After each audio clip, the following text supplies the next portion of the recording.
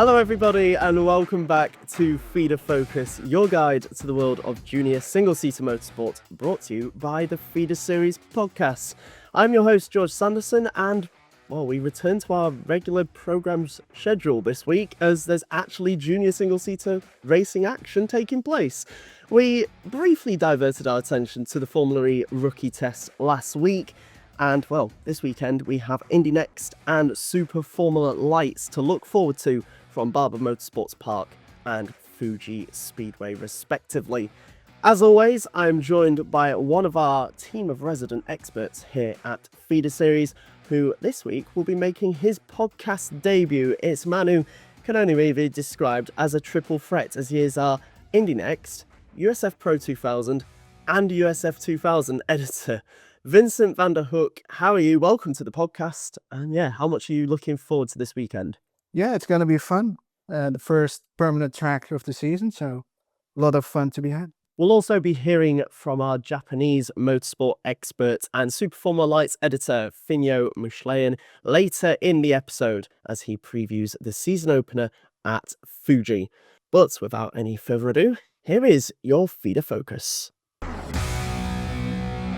So let's kick off proceedings then with your series, Vincent. And Indy NXT has its third round of the 2026 season this weekend with a doubleheader at Barber Motorsports Park in Birmingham, Alabama. Firstly, Vincent, for any listeners who perhaps don't know the ins and outs of Indy NXT, give us a little crash course of the championship and sort of the American single-seater ladder as a whole. Yeah, so Indy NXT is effectively Formula 2 of IndyCar. It is the final step of the Feeder Series system, and hopefully the driver then progresses to IndyCar itself. Below that, you have the USF Championship Series, going from USF Juniors to USF 2000 and then USF Pro 2000. So that's sort of a gradual step up as well each time. And the winners of each of those series wins a scholarship to fund their next step up that ladder. The good system they have over in America. So now for this season itself with Indy NXT, we've started off with two street circuits at St. Petersburg and Arlington. This is the first road course, or perhaps more traditional circuit, of the season. What can we expect this weekend? So Barber Motorsports Park is a really, really fun track. It has a lot of elevation changes and a lot of high-speed corners. So it's a real good track to test the ability of the drivers. IndyCar drivers love it for that reason. Like, it's so fast, so quick, and it's a typical American, track with barely any runoff, like a lot of grass everywhere. So yeah, it's really tests the drivers. Yeah, it's one of my favourite circuits on the calendar as well. And the race at Arlington then, a fortnight ago now, put on a real show. You know, Max Taylor was pulling off some pretty impressive overtakes on his way to his first victory in the championship. Do you think he's going to be the man to beat again this weekend? Or, well, also as the season as a whole, is he going to be the man to beat? I mean, he's turning into the man to beat for sure. He was really quick in St. Pete as well. Although Nikita Johnson narrowly beat him there.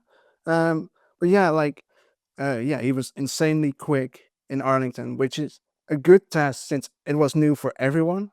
He mastered the chaos, which is a pretty neat thing if you're an American motorsports driver. Pre-season, I thought that Lockie Hughes was going to be the one since he finished third last season, although he hasn't had quite a good start to the season yet, but maybe now is the time where he comes out and shows his skill.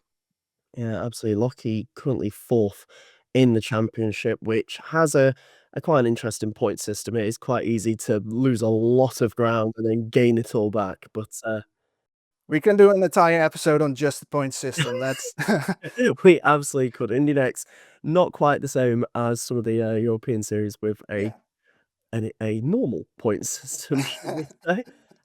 Don't say that. But besides that, obviously Max Taylor leading the championship at the moment. You've mentioned Nikita Johnson did very well at St. Pete. He's currently second. Is there anyone else you have your eye on this weekend? Well, Timac has been really good so far. Yeah, like coming in from Europe, like I think he's been really impressive with the way he's adapted. Like especially the first weekend in St. Petersburg.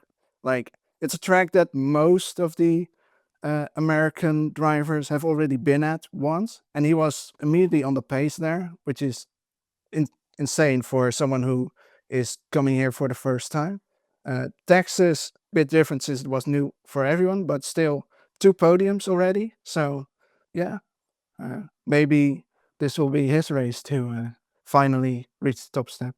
Yeah, he is the only driver after 2 races to have finished both of them on the podium. And to say, coming over from Euroformula last season, GB3 the season before, he's very experienced over in Europe, now making that step over to America. It's going to be very interesting to see how Timek Kaharchik gets on over there.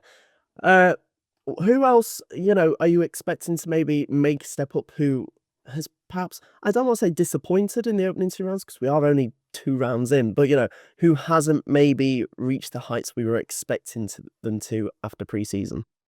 Miles Rowe is the driver who I've liked last season, although it seems that the entire team he's with, Able Motorsports, has been having issues, at least in the first 2 races this season, as his teammates also haven't done quite well so far.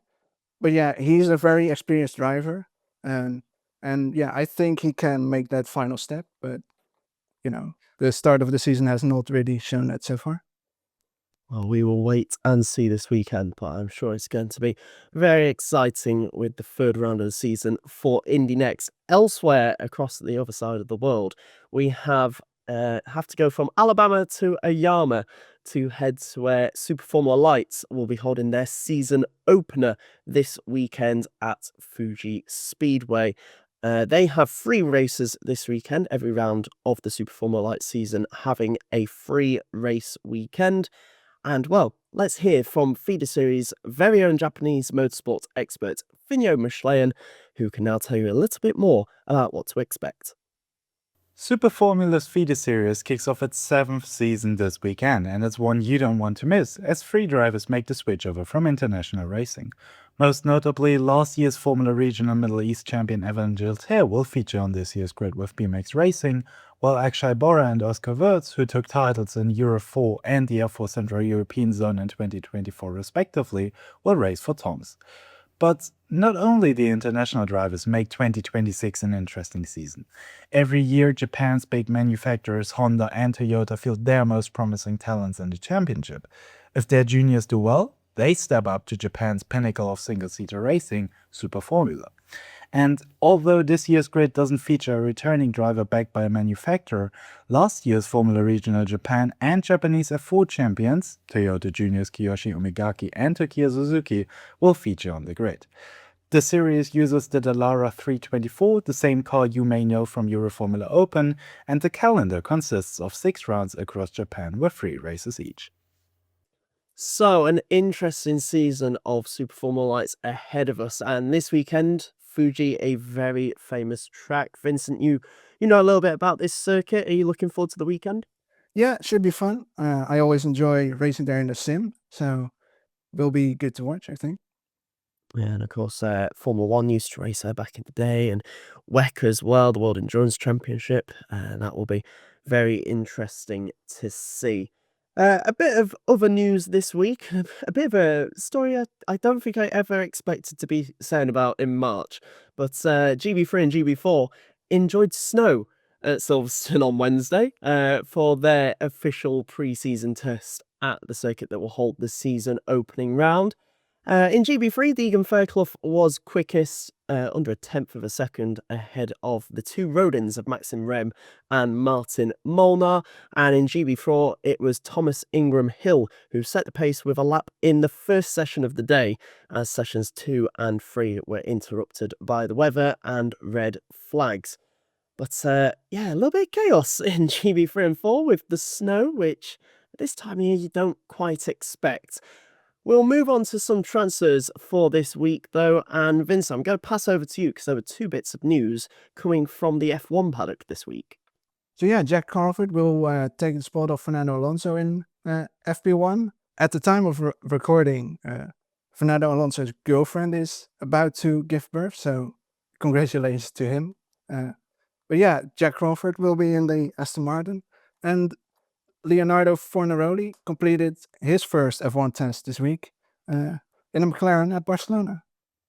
Yes, two of the feeder series cast members supposedly getting shots in F1 machinery. There was also a lot of transfers this week from Formula Regional Europe. We kicked things off with two announcements on Friday as Gabriel Gomez signed with Rodin and Rahim Alabai joined G4 Racing. Then throughout the weekend, the announcements just kept on coming. On Saturday, Alexandre Munoz, the reigning French F4 champion, joined ART. He comes up from French F4 after taking 5 wins and 4 further podiums on his way to the title last season. On Monday, it was announced that Emmanuel Olivieri will be joining R-Race GP. He finished 7th in Italian F4 with the team last season and makes a step up to Formula Regional level for 2026.